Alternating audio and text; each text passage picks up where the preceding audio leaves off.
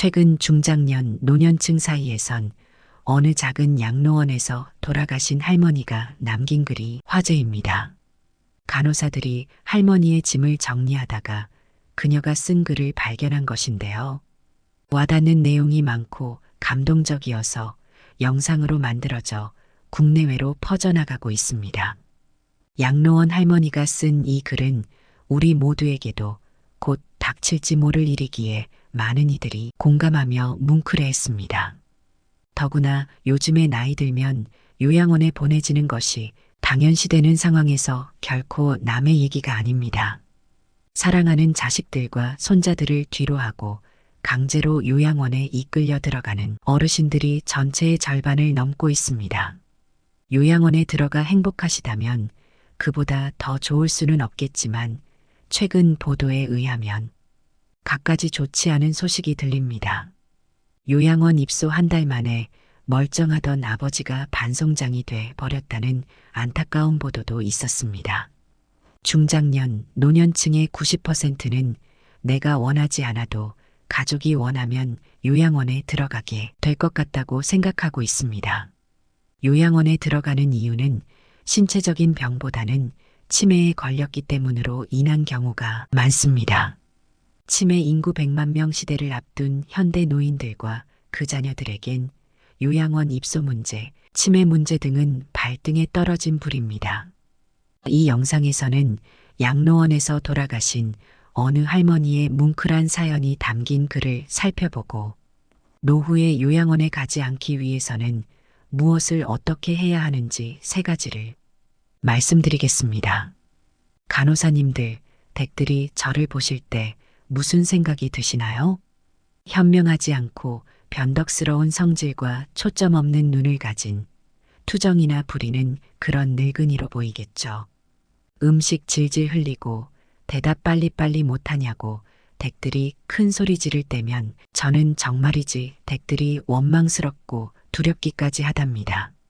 댁들은 제가 댁들이 행하는 일도 제대로 알아차리지 못하는 것 같이 보이고 항상 양말이나 신발 한 짝을 잃어버리는 그런 바보 같은 노인으로밖에 안 보이나요?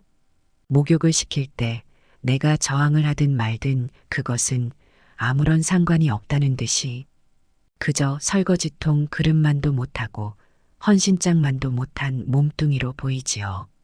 그럴 때마다 저는 많은 눈물을 쏟아냈지만 목욕물에 감추어져 댁들 눈에는 보이지 않았겠죠. 음식을 나누어 먹는 것이 아니라 그냥 먹여주는 댁들의 눈에는 내가 그저 가축보다 못한 노인으로 비추어졌던 것인가요? 댁들은 항상 저를 그런 식으로 생각하시겠죠. 간호사님들, 이제부터라도 제발 절 물건이 아닌 사람으로 봐주세요. 꼼짝하지 않고 이 자리에만 앉아 나의 의지는 상실되고 댁들이 지시한 대로만 행동하고 댁들의 의지대로만 먹고 온몸에 멍이 들어도 아픔을 사겨야 했던 제가 누군지 댁들은 모르시겠죠. 자, 이제부터 말해보겠어요. 내가 과거에 어떤 사람이었는지를. 제가 10살 어린아이였을 때 사랑하는 아버지도 있었고 사랑하는 어머니도 있었고 우애 넘치는 형제, 자매들도 있었답니다. 아버지는 항상 저에게 넌 보물이야. 넌 눈에 넣어도 아프지 않아라는 말을 입에 달고 사셨답니다. 16살이 되었을 땐 발에 날개를 달고 사랑하는 사람을 만나러 다녔습니다. 20살 땐 평생 사랑을 약속한 결혼 서약을 했으며 가슴이 고동쳤던 꿈 같은 시절이 저에게도 있었다오. 25살이 되었을 땐 귀여운 어린 자녀들이 생겨났답니다. 내가 30살이 되었을 땐 그 어리기만 했던 자녀들이 급속히 성장해서 세상에서 무엇과도 바꿀 수 없는 행복함을 만끽했답니다. 자녀들은 보물같이 귀했고 지금 이 순간이 영원했으면 좋겠다. 이보다도 더 좋을 수는 없다고 생각했답니다. 40살이 되었을 땐 어리기만 했던 아들, 딸들이 성장해서 집을 떠나게 되었지만 남편이 제 곁을 지키며 사랑한다고 계속 속삭여 주었기에 그다지 슬프지 않았답니다. 50살이 되었을 땐 제 자식들은 직장에서 일을 하고 손주를 제 무릎에 안겨주었답니다. 그때 비로소 인생의 참맛을 알게 되었고 내 피부치의 귀함을 알고 참으로 좋구나 생각했답니다. 하지만 무서운 세월은 덧없이 흘러 마침내 회색빛 날들이 찾아왔고 내 옆에 있던 남편이 먼저 하늘나라로 떠나게 되면서 앞으로의 삶이 막막했습니다. 두려운 마음에 몸이 오싹해졌답니다.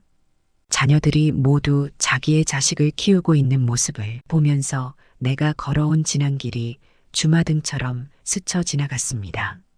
저는 이제 늙은이가 되었는데 땡땡이 원피스에 선글라스도 끼고 사진도 찍던 날은 무척이나 행복했답니다.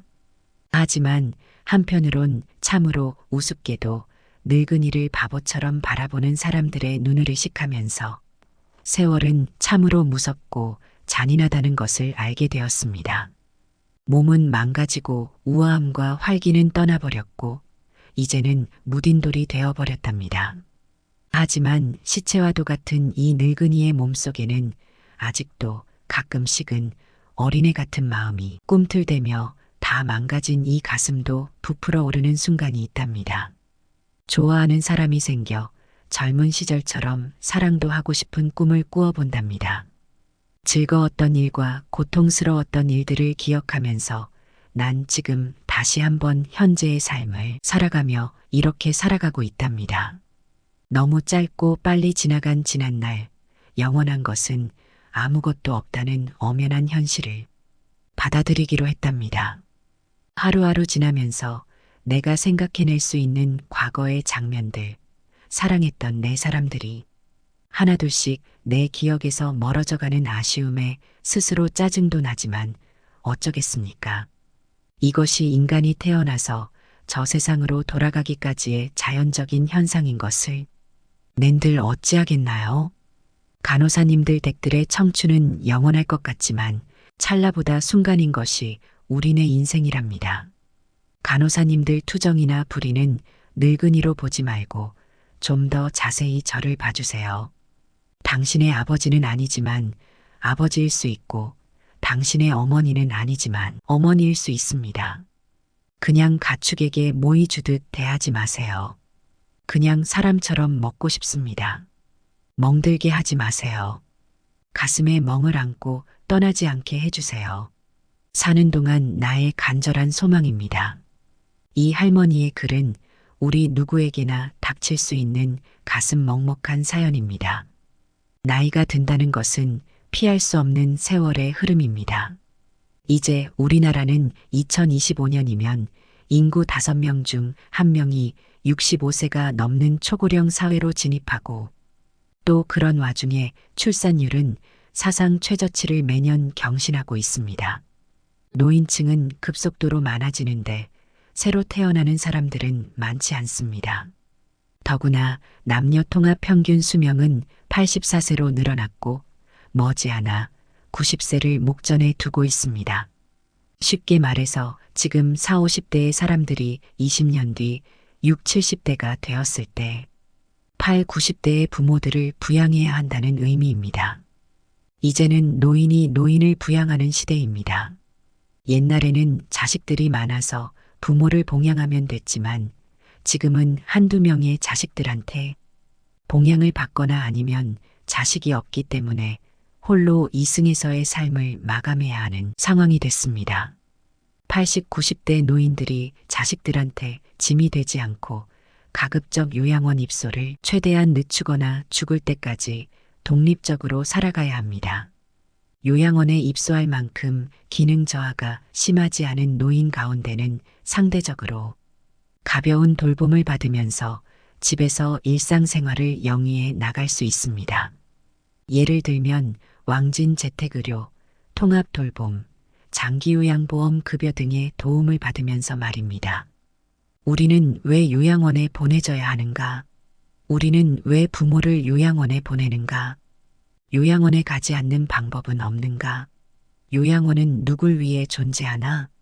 사실 현대사회의 요양원은 거대한 산업입니다. 어쩌면 그곳은 죽기 직전까지의 시간을 최대한 버티는 곳인지도 모릅니다.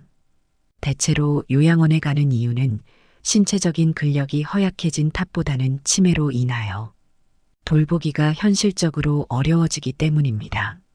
요양원으로 떠나보낼 때 부모님의 슬픈 얼굴을 자세히 들여다보는 자식들이 얼마나 될까? 애써 외면하고 모른 척해야 하는 현실에서 자식들의 가슴도 무너지기는 마찬가지입니다. 미안해하는 자식들의 면전에서 부모는 애써 슬픔을 보이지 않으려고 굳어만 가는 얼굴에 억지로 미소를 띄어 보이십니다. 나는 걱정하지 말고 잘 살라는 부모의 말 한마디를 과연 얼마나 진정으로 부모의 입장에서 가슴 아프게 받아들이는가. 요양원에 가는 이유 중에 하나는 물리적으로 함께할 자식들이 없기 때문이기도 합니다. 요즘 한국 사회에는 이상하리만큼 애를 낳지 않습니다. 통계 분석에 의하면 2015년도부터 서울 집값이 계속 상승했고 그때부터 젊은 층이 수도권으로 계속 유입하였으며 또한 그때부터 카카오톡 등 SNS 소통량이 부쩍 늘었다고 합니다. 수도권으로 몰려든 젊은이들이 집 구하기가 어려워졌고 팍팍한 삶의 현실을 SNS 소통으로 동료들과 공유함으로써 너도 나도 애를 낳지 않는 분위기로 바뀌었습니다. 그러니 결혼도 하지 않고 애도 낳지 않고 있는 것입니다. 지금 저출산 문제가 얼마나 심각하냐 하면 1950년 6.25 전쟁 발발 당시보다도 애를 더 낳지 않는다고 합니다. 옛날 같으면 많은 자손들이 부모를 봉양했고 부모가 병들면 끝까지 병수발을 했습니다. 이제는 세상이 바뀌어서 어르신들을 봉양하는 자식의 숫자가 물리적으로 부족하고 인식도 많이 달라지고 있습니다. 부모를 굳이 힘들게 부양하지 않아도 된다고 생각하는 사람들이 많아졌습니다.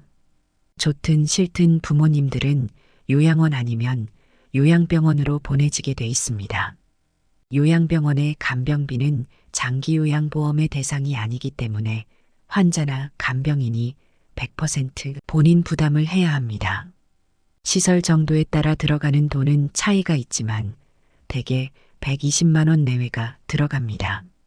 반면 요양원은 만 65세 이상이 되어야 입원이 가능한데 그곳에 상주하는 의사가 없습니다. 의사가 없기 때문에 제때 치료를 받지 못하는 경우도 많이 발생합니다. 요양원의 인적 구조는 인력이 크게 부족하여 혼자 20, 30명을 돌보는 시스템입니다. 그래서 한국의 요양원은 감옥 같다는 얘기가 나옵니다. 노인분들은 요양시설에 들어간다는 것 자체가 내가 죽으러 가는구나 라고 생각합니다. 인생의 끝자락에서 모든 것과의 이별을 준비해야 함을 너무나 잘 알면서도 자식에게 버림받는 느낌을 받는 분들이 실제로 많습니다. 자식들도 현실적으로 감당이 안 되니까 시설에 보내는 것은 부정할 수 없는 엄연한 현실입니다. 아무리 좋은 호텔 같은 곳이라도 자기 집보다 마음 편할 리 없습니다. 익숙한 환경과 익숙한 사람들이 모여 있는 곳이 제일 좋다는 의미입니다. 그렇다면 요양시설에 들어가지 않거나 들어간다고 하더라도 그 시기를 최대한 늦출 수 있는 방법은 무엇인가? 어떻게 하면 주어진 노후의 시간을 가장 행복하게 보낼 수 있을까? 그 방법에 대하여 많은 학자들과 전문가들이 연구하여 발표했습니다. 관점에 따라 약간 달리 주장할 수 있겠으나 대부분의 선행 연구 결과들을 요약해보면 다음과 같은 세 가지로 명쾌하게 정리됩니다. 다음을 꼭 기억하시고 반복적으로 청취하고 실천하신다면 틀림없이 큰 도움이 될 것으로 확신합니다. 첫째는 신체적 건강 수명을 늘려야 합니다. 신체적인 목숨만 오래 늘리는 것은 오히려 불행의 씨앗입니다. 노후에 요양원에 가지 않으려면 무엇보다도 신체적으로 홀로 견뎌낼 수 있는 능력을 갖추는 일이 가장 중요합니다. 그 핵심은 근력을 키우는 것입니다. 5, 60대에 접어들면 근력이 쭉쭉 빠지고 노화가 급속도로 진행되는데 이를 막거나 늦추는 유일한 방법은 근력 운동뿐입니다. 운동을 하지 않으면 팔다리가 가늘어지고 골다공증이 찾아오며 허리나 어깨가 굽게 됩니다. 수영, 줄넘기, 테니스, 골프 등 여러 가지 운동이 있지만 나이 먹을수록 혼자서도 할 수 있는 운동은 걷기입니다. 걷기는 심폐 기능을 향상시키고 혈액순환을 촉진시켜 심장 질환을 예방하고 체지방을 감소시켜 비만을 개선하고 당뇨, 고혈압, 고지혈증 등 성인병을 예방하고 치료하는 데 도움이 됩니다. 지속적으로 뼈를 자극하여 고밀도를 유지 및 증진시켜 골다공증을 예방합니다. 스트레스, 불안감, 우울증을 감소시켜 정신 건강에 도움이 됩니다. 걸으면 혈류가 두뇌 쪽으로 왕성하게 흘러 뇌 건강에 매우 좋습니다. 걷기의 효과는 100가지도 넘습니다.